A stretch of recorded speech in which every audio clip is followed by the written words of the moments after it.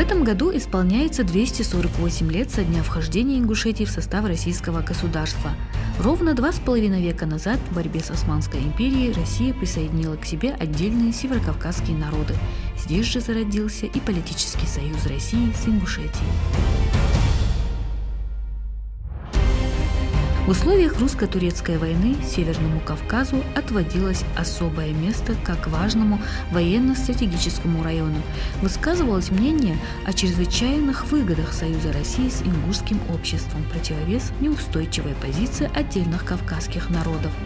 Поэтому в 1770 году русское правительство удовлетворило просьбу ингушей о принятии в подданство. Этому историческому событию предшествовали важные контакты между горскими обществами и российскими властями. Навеки с Россией идти решили тогда старейшины. По вопросу о вхождении любого народа в состав России, северокавказских народов, существует много разных точек зрения. Не избежала, как говорится, участи история Ингушетии. Но дело в том, что где-то в конце XX века, где-то в 70-х, начале 80-х годов рассматривался вопрос о добровольном вхождении Чечено-Ингушетии в состав России. Речь шла о чеченцах и ингушах. А поскольку чеченцы более многочисленный народ, то акцент делался на Чечню. Не была такая дата озвучена, 1781 год. Она обосновывалась, хотя, знаете, дата, она не совсем соответствовала действительности. Что касается ингушей, то вскользь говорили, что это один из этапов вхождения Чечено-Ингушетии в состав России.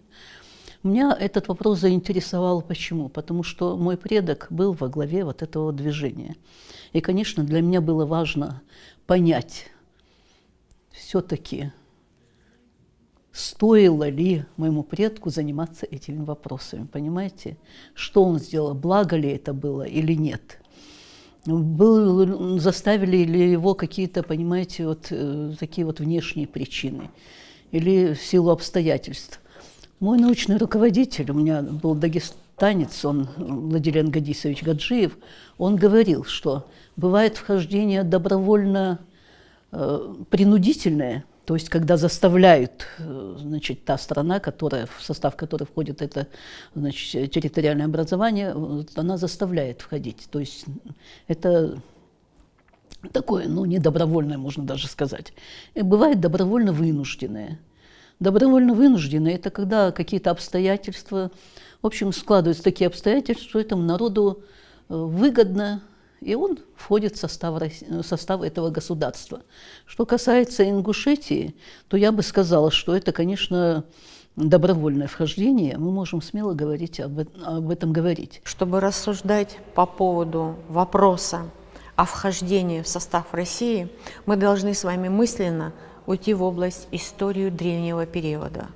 Без истории, без этнографического аспекта, без взаимосвязи между народами, которые жили на Кавказе, без исторического познания в области истории кочевых и оседлых земледельческих племен мы ничего с вами констатировать не можем. Кавказ с древнейших времен был в центре внимания царской России, и даже сегодня он своей значимости не умаляет. Для успешного продвижения своей политики в Закавказье, в первую очередь в Грузии, России необходимо было налаживать связи с народами, населяющими территории между Русью и Закавказьем, в том числе и с Ингушетией, которая к тому времени представляла собой оформившиеся политические общества, которые были под названием жайраховцы, назрановцы, карбулаки, сунженцы и другие. Этот процесс, это был не какой-то одномоментный акт, понимаете, вот захотелось или как-то вот, понимаете, обратились к ингушам, они подписали, значит, этот документ. Или, допустим, вот ингушам вдруг захотелось, они, значит, пришли и сказали, мы хотим быть в составе России. Это был процесс. И процесс, он бывает, знаете, не обязательно, что вот эти вот отношения, они складываются не в единый миг. Эти отношения, мы можем говорить о том, что мы об этих отношениях говорим еще начиная с достаточно далеких времен. Когда мы говорим об этом периоде, мы должны говорить о чем? Вот смотрим взаимоотношения на уровне, понимаете, двух государственных образований. Здесь у нас на территории нашего Северного Кавказа было государство Алания, достаточно солидное, достаточно мощное, авторитетное. И, как я полагаю, одним из самых таких вот центральных таких территорий, наиболее солидных, которые оказывало влияние на внешнюю политику, и на внутреннюю, и, возможно, была центром вот этого образования, это была Ингушетия. Северный Кавказ, просто не нужно никогда забывать, он всегда являлся такой вожделенной такой вот территорией, которой хотели владеть многие. Потому что это мост, можно сказать, из Закавказья, Передней Азии, вот с этой территории, значит, на Русь, и наоборот. И, можно сказать, мост между Европой и Азией. Здесь важнейшие торговые пути всегда проходили. И поэтому все пытались овладеть ею. И персы, это нынешний Иран, и Византия, и вот потом уже турки-османы. И длительное время Россия вела войны с Османской империей. Но когда здесь проходили послы, понимаете, они с местным населением пытались как-то наладить контакты. Применительно ближе уже к последующему, о нашей дате, о которой мы с вами говорим, то, например, в 733 году были также свидетельства о том, что о желании некоторых ингушских обществ принять подданство. Следует разделить те договора, которые подписывались в конце XVI века, с теми договорами, которые подписывали уже ближе к концу 17 началу 18 века, потому что в первую очередь те, которые относятся к XVI веку, это договора, которые носили характер союзнический, дипломатический характер. То есть, в принципе, вернемся к договору с Салтаном Мурзи, который он клятву давал. Во-первых, он давал клятву на Коране, во-вторых, эта клятва обязывала его оказывать всяческое содействие россиянам, которые оказывались на территории, значит, подконтрольной ему территории. Тем же посольством оказывать сопровождение, ну и поддерживать внешнеполитические, скажем так, интересы Российской империи. В сохранившихся русских документах имя ингушского народа упоминается задолго до 1770 года. Один из таких фактов отражен в шедевре древней русской литературы «Слово о полку Игореве», где неизвестный автор описал, как предок ингушей Авлур помог русскому князю Игорю бежать из половецкого плена. Таких примеров в истории государств очень много. Когда мы берем документы, летописи вот по тем временам, то пишут, что, например, сын Андрея Боголюбского, он бежит к родственникам матери своей на реку Сунжу. То есть Андрей Боголюбский и его брат Всеволод Большое Гнездо, это два сына Юрия Долгорукова, они были женаты на аланских княжнах, понимаете? Естественно, они были женаты, наверное, на представителях царских фамилий, потому что здесь речь идет о чем? Это династические браки, понимаете? Вот. И с тех самых времен у нас очень такие вот, хоть этот период мы можем назвать не отношениями, конечно, но связи дружеские, хотя и эпизодические связи, они существовали. По мере продвижения границ России к югу, скажем так, допустим, вторая половина XVI века, уже в первом десятилетии, второй половины XVI века, уже начинает активно осуществляться политика здесь, на Кавказе. Вот, и российские посольства, которые отправлялись в Грузию. И тогда уже здесь шли контакты наших предков с российским государством. То есть это я говорю к тому, что представление о том, что есть такое государство российское, значит, и так далее, наши предки имели уже давно. То есть это не было таким одномоментным актом. Что касается 18 столетия, уже период, скажем так, активизации политики Российской империи на Северном Кавказе, в частности, здесь, в центральной его части, поскольку здесь проходили наиболее стратегические такие пути, ведущие в Закавказье, где расселялись ингуши, в частности, то в этот период также мы видим, что эти контакты были очень активными, и это было, скажем так, процессом взаимовыгодным, так же, как и для Российской империи, так и для ингушей, которые здесь проживали, такой стратегической важной территории, поскольку ингуши в тот момент активно выселялись или расселялись на плоскость, осваивали плоскостные земли, а будет правильно сказать, возвращались на свои плоскостные земли, которые по объективным причинам многие годы оставались для них там недоступными. Здесь проживали другие, более крупные, скажем так, многочисленные народы. И, конечно, для того, чтобы закрепиться на этих землях, чтобы укрепиться, им нужен был такой крепкий союзник, крепкое плечо. И в данном случае, мне кажется, что именно было продиктовано в первую очередь тем, что они понимали, они ориентируясь, несмотря на то, что, может быть, они не были грамотными, там, образованными, но тем не менее они понимали, были мудрыми и ориентировались в той политической ситуации, которая складывалась по факту на Северном Кавказе, и сделали, мне кажется, наиболее правильный выбор той ситуации. И Россия была заинтересована в таких надежных, крепких союзников здесь, в центральной части Северного Кавказа, и в данном случае этими союзниками выступили именно ингуши, которые первыми, я подчеркну этот факт, среди именно народов Северного Кавказа того времени, периода Российской империи, 18 столетия, вошли в состав Российской империи, и на протяжении всего последующего периода они то обязательство, которое они взяли на себя, они его выполняли, в общем-то, с честью, если мы посмотрим весь последующий период. Как известно, 17 марта 1770 года Ингушетия добровольно вошла в состав Российской империи и с тех пор верой и правдой участвует в ее ратных и трудовых делах. Однако акт принятия российского подданства нельзя считать одномоментным и разовым. Принятию присяги предшествовало много исторических событий.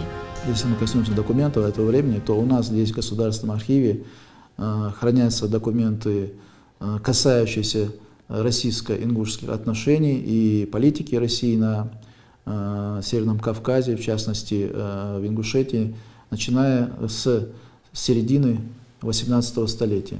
В основном они выявлены из архива внешней политики Российской империи, а также и Российского государственного архива древних актов, в которых хранится вот основной комплекс документов, именно связанный вот с этими датами. Если мы берем период уже ближе к концу 18 столетия и вообще 19 столетия в целом, то это Российский государственный военно-исторический архив. Вот эти три основных архива, а также если будем говорить о российских архивах, если мы будем говорить о зарубежных архивах, то это в первую очередь, конечно, Центральный государственный исторический архив Республики Грузия. Ныне он входит в состав Национального архива Республики Грузия.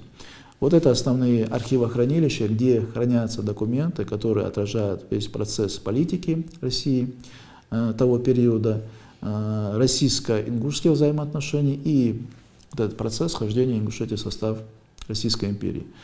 Вот. И какие конкретно документы? Это в основном, эта политика осуществлялась через такие узловые важные пункты здесь, на Северном Кавказе. Это Кизлярская крепость, которая была основана в 1735 году, и позже это Моздок в 1763 году. Вот именно через эти крепости шли, через комендантов этих крепостей осуществлялась непосредственно здесь политика на местах, шли взаимоотношения с народами Северного Кавказа, в частности с ингушами, которые известны в документах того времени под различными именами, в частности, чаще всего упоминаются под именем Кистов или Киштов. Это грузинское название ингушей, которое было заимствовано уже здесь российскими, скажем так, исследователями и непосредственно администраторами, и поэтому таким образом оно попало в документы. Впервые принесли присягу на верность России в 1589 году. Клятву произнес старшина селения Лари Султан Мурза.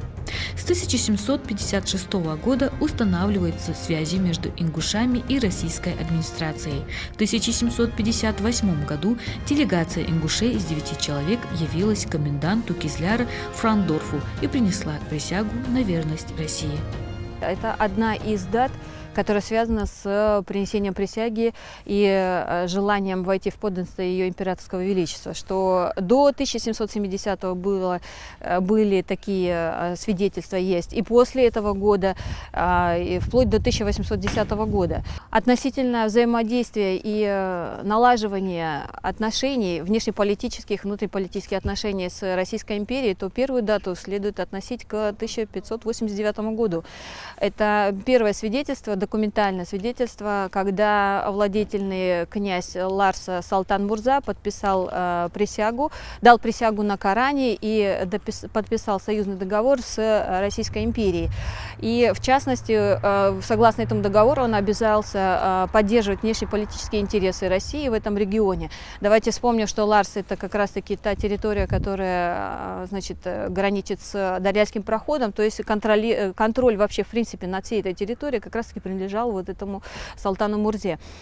Есть достаточно обоснованная версия, что Салтан Мурза относился к роду Махлой, и есть свидетельства тоже письменные, документальные русского посольства о том, что Салтан Мурза находился в близком контакте, называл своим братом Ших Мурза Окотского.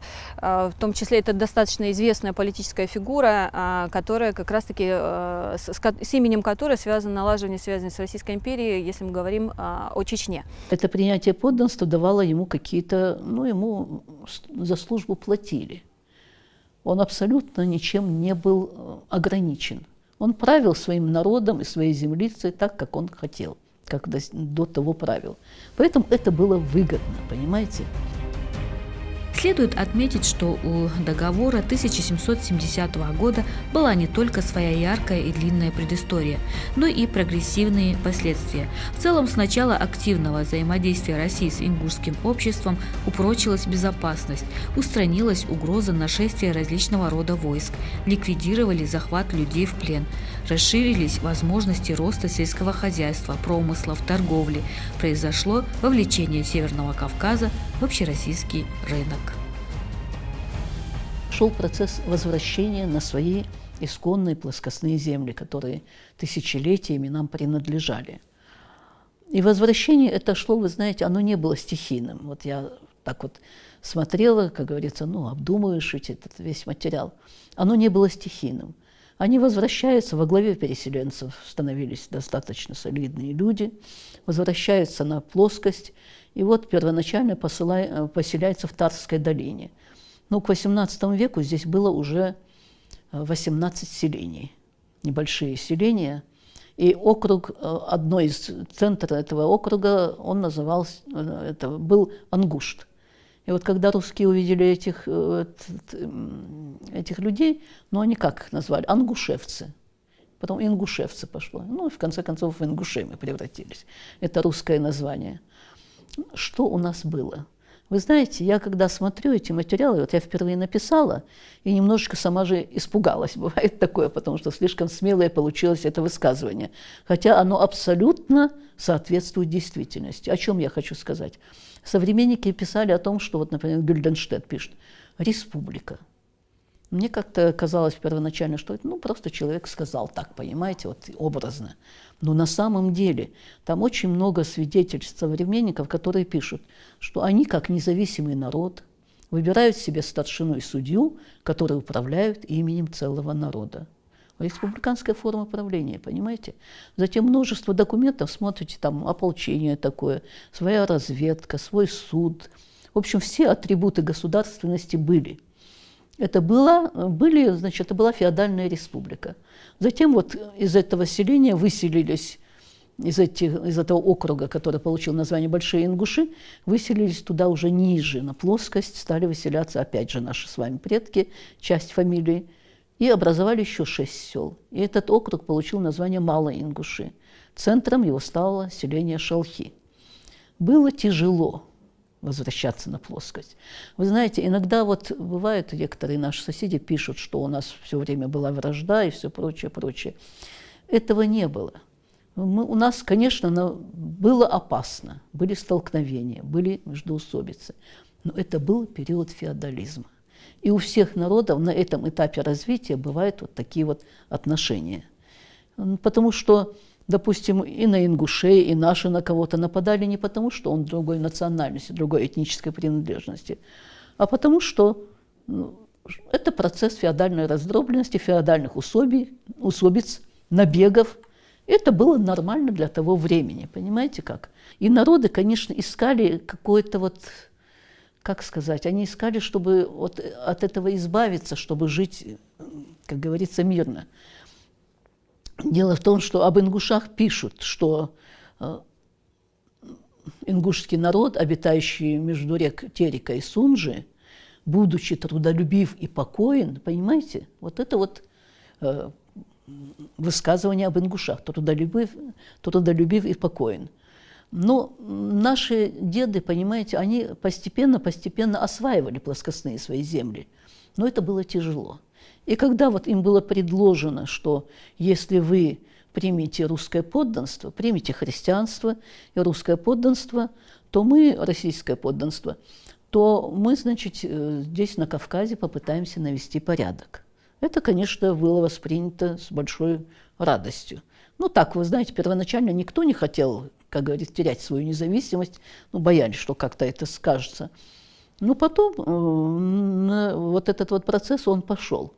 И первоначально, знаете как, я хочу сказать, что это были очень симпатичные маленькие такие феодальные республики, в которых четкий был порядок, в которых действовало ополчение, которые в случае необходимости могли выставить до 1000 конных людей, вооруженных всадников. Они защищались. 16 февраля 1770 года в Кизляр прибыли ингуши Гарей Чапанов и Сурхо Мирзаханов. Так, кизлярский комендант Немич сообщал в Священный Синод, что ингуши желают оформить официальное вступление в подданство России. Они присланы от всего народа их общества с изъявлением их усердного желания поступить в вечное подданство России. Наступил, значит, такой вот период. В 1768 году началась русско-турецкая война. А поскольку война, она перечеркивает все предыдущие договоренности, Россия могла принять ингушей в состав России. И ингуши, значит, в 1770 году делегация, в общем, она прибыла в Кизляр. Было 24 старшины по одному человеку от каждого селения. Всего на плоскости было 24 селения. Во главе его стоял Гарс, так пишут, или Гарри пишут, Чапанов, и был, значит, Сурхай Мирзоев.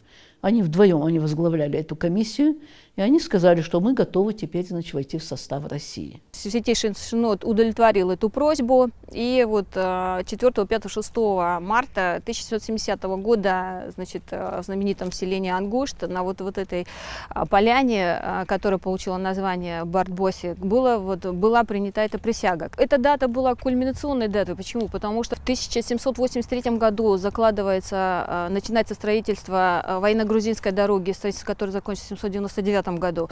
В 784 году заложена крепость Владикавказ. Кстати, есть недавно обнаружено свидетельство в газете «Кавказ» до революционного времени, значит, где как раз-таки описывается вот это событие, описывается, каким образом происходил выбор места под строительство крепости Владикавказ.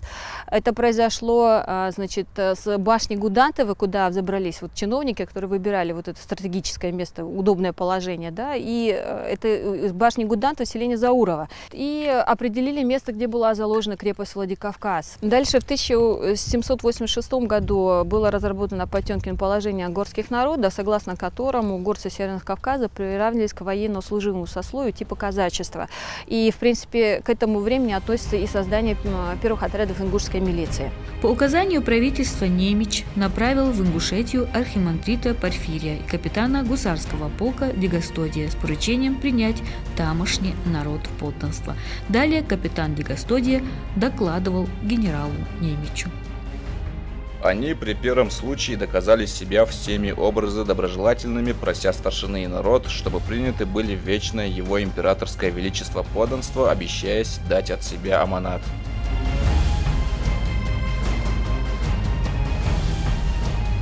В марте 1770 года 24 представителя из Ингушей в местечке Бартбоси, склон Согласия, вблизи Ангушта, подписали присягу о принятии ингушами российского подданства. Вот этот первопредок Тейпа или рода, он предусматривал, что если они вступят в подданство России, то какая-то защита у них будет предусмотрена. Они могут свободно в городах Терки, Моздок и Кизляр привозить свои товары. То есть все то, что они на своих полях вырабатывают. И в этом отношении у них будет защита. И опять-таки уходить на службу, даже начиная период империалистических войн разных периодов. Одни шли добровольно, и действительно честь и достоинство своего народа действительно пытались доказать даже именно воюя, защищая интересы царской России. В этом отношении, когда мы говорим с вами, какие сложные процессы экономического характера, исторического характера, поиск новых архивных материалов, который открыл еще бы глубже и шире эту дату. Потому что по поводу, в принципе, если первоначально были и позитив, и негатив, то сейчас мы с вами приходим к убеждению, что многие республики сегодня, если мы даже говорим, действительно торжественно отмечают эту дату. И эта дата, естественно, официально утвержденная или принятая большинством историков, имеет свою позитивную тенденцию. И если даже мы 245 лет отмечаем торжественно, то какие позитивные направления в разных сферах мы действительно имеем. Добровольное вхождение ингушей в состав российского государства способствовало этническому единению разрозненных национальных обществ и групп в единую нацию. Для России было важным, чтобы все отношения, которые имела Российская империя с кавказскими народами и Северокавказ в том числе, были надежными и именно закрепленными на основании каких-то договорных обязательств. Для ингушского общества здесь было еще важным другое обстоятельство, что не только то, что в 1770 году вошла Ингушетия в состав России, но и то, что до этого были разовые контакты, были связаны не военные, а чисто в других областях, экономические, социальные контакты. И то, что еще за 10 лет до подписания этого договора были приглашения ингушам поселиться в районе урочища Моздок. Полковник Гак, комендант Моздока, приезжал и говорил, что предлагаем учиться. И то же самое Сенат, когда утвердил положение об образовании школы для ингушских детей, в том числе и горских детей других, тоже это означало, что Россия уже до подписания договора как бы наладила контакты и хотела иметь надежного союзника даже в лице небольшого народа, как ингушский народ. Это тоже было. И еще один момент. Известно, что до этого времени, да и, может быть, определенное время и после, Ингушетия представляла собой наличие различных обществ. Царинское, Хамхинское, Жайрахское и так далее. А вот то, что с 1770 года подписан договор, это помогло консолидации народа. Уже народ мог почувствовать себя, чисто даже, может быть, юридически, современный термин употребляю, как единый этнос, как имеющий какое-то определенное свое лицо. И в составе Российской империи, да и не только в составе Российской империи, на Кавказе в целом. С этим было связано именно тоже положительная характеристика подписанного 248 лет назад договора. Я как историк, я считаю, что народ должен жить в составе сильного государства, понимаете? Чтобы он не боялся нападений извне, как у нас был такой вот период, то нападали на нас и кабардинские князья в свое время совершали набеги, крымские ханы совершали набеги, эти калмыки даже, есть у меня документация, ногайские ханы, в то время ногайский народ был очень многочисленный, персы. Понимаете, я уже не говорю об Османской империи. Мы все время отбивались, мы все время пытались как-то, понимаете, защитить и выжить, чтобы сохранить как народ. Инстинкт самосохранения был очень силен. Вы знаете, это был обоюдовыгодный акт. Понимаете, мы не должны говорить, что вот мы были такие слабенькие. Мы не были слабыми. Но мы вынуждены были все время воевать. А война, она всегда, как рождать сыновей не умеет война, зато убивать, как умеет она, понимаете? Война – это плохо. И вот поэтому мы должны говорить о том, что это положительное явление в нашей истории. То, что мы оказались в составе сильного такого государства. И не в результате военных действий, как, допустим, на Северо-Восточном Кавказе, когда погибла масса людей, а в результате того, что мы, значит, сумели договориться в этот период. С момента принятия присяги жизнь ингушского народа приобрела уже другое измерение, другой миропорядок.